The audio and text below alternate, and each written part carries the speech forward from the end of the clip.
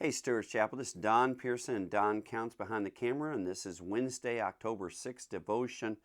Been praying and thinking about where God will want us to go next, and several of you have asked me to spend some time in the area of some of the conferences that I used to do, and prayer and fasting now. So that's what we're going to do. Now, I don't know how many days or weeks this will take, but we're going to spend some time. I want to start with John's Gospel, chapter 2, the cleansing of the temple. So I'm going to do, it looks like maybe 5 days of this, where we're going to talk about what is it that God desires for His church in relationship to becoming a house of prayer. Becoming a house of prayer. Now, the cleansing of the temple is one of the few things that is found in all 4 Gospels. The birth narrative, there's a lot about the birth of Christ that is not found in but 1 or 2 Gospels. There's a lot of items about the crucifixion of Jesus and the resurrection of Jesus that are only found in 1 or 2 Gospels. The cleansing of the temple is found in all 4.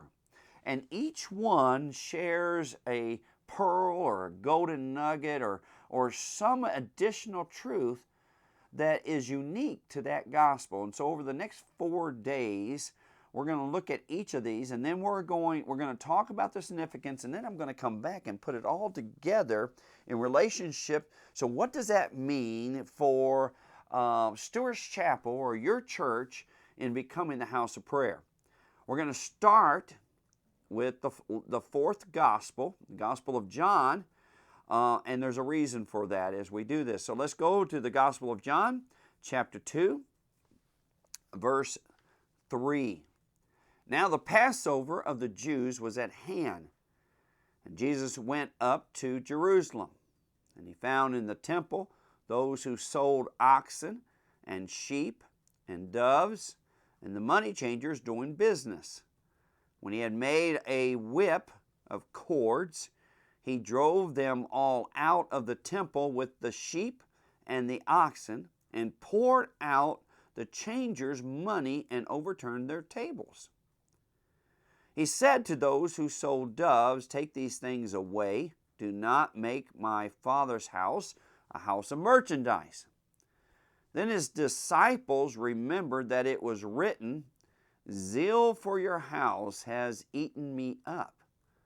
So the Jews answered and said to him, "What sign do you show us? Show to us since you do these things." And Jesus answered and said to them, "Destroy this temple, and in 3 days I will raise it up." Then the Jews said, It has taken 46 years to build this temple, and will you raise it up in 3 days? But he was speaking of the temple of his body. Therefore, when he had risen from the dead, his disciples remembered that he had said this to them, and they believed the scripture and the word which Jesus had said. Interesting. As we go through these, you will notice some major differences in each. I've read John first because Jesus cleanses the temple 2 times. And you hear me? It's in all 4 Gospels. But Jesus doesn't cleanse the temple 4 times. The 4 Gospels are not talking about one cleansing.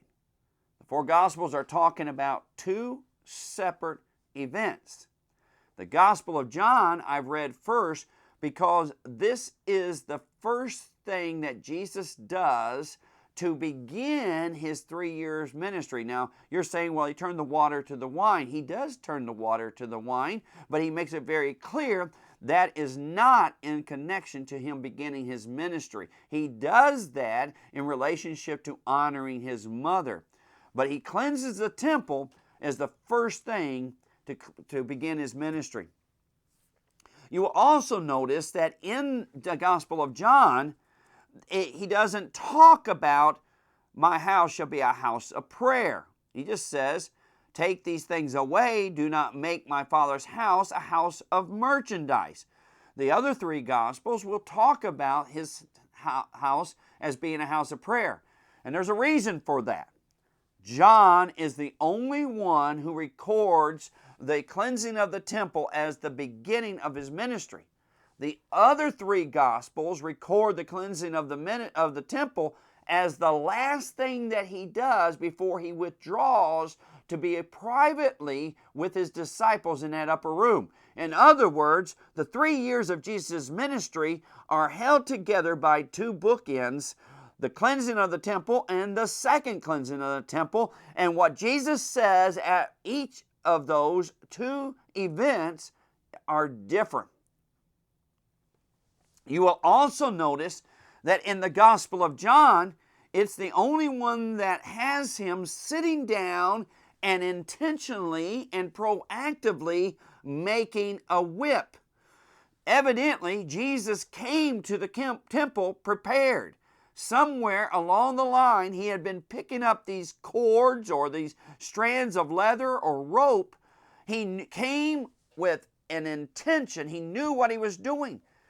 This idea of Jesus coming to the temple on the Passover, if you remember in the event that is recorded, the only event between his birth, his circumcision, and the beginning of his ministry is what is known as the time where Joseph and Mary lose Jesus. He's 12 years old. Where is he? He's in the temple. When is it? It's the Passover. And in that scripture, it says that Mary and Joseph took Jesus to Jerusalem for the Passover as it was their habit each year. In other words, for 30 years, Jesus has been watching the events unfold in the temple. On John's day, he finally says, that's it. Now, long before he came to this earth, he had been watching from heaven what had happened in his temple. And on this day, God says enough is enough. So, this is not a fit of rage. I don't know how many times I've had lost people say to me, well, Jesus sinned. Jesus didn't sin. And usually when they say that, I already know what they're talking about, but I always ask them, when did Jesus sin? They will say, oh, he got mad. I want you to notice that nowhere in any of the four Gospels does it record that Jesus is in a fit of anger. There is no rage here. He is not mad. Jesus is in full control like always. He sits down, actively makes a whip. He has been waiting for this moment. There is no rage. Those who are there know more than you and I. And those who are there, they do not see rage. The disciple says they see zeal. They see a love, a hunger for the holiness of God, and that is what drives him, not anger, rage. He is not reacting, he is acting. And for any Christian to use this scripture as justification for their anger burst or their retaliation is wrong. This is God. It's not you. It's not one of his disciples. This is God in the flesh taking back which was his. Zeal for his house has eaten him up. He cleanses the temple. If you and I, first truth, if you and I are to come to the place where our places of worship are true houses of prayer, then we must be driven by a zeal for God and a hunger for him. When you gather for worship, does a zeal, hunger for God characterize your gathering? Becoming a house of prayer means you come to the house differently. Love you, Stuart Chapel.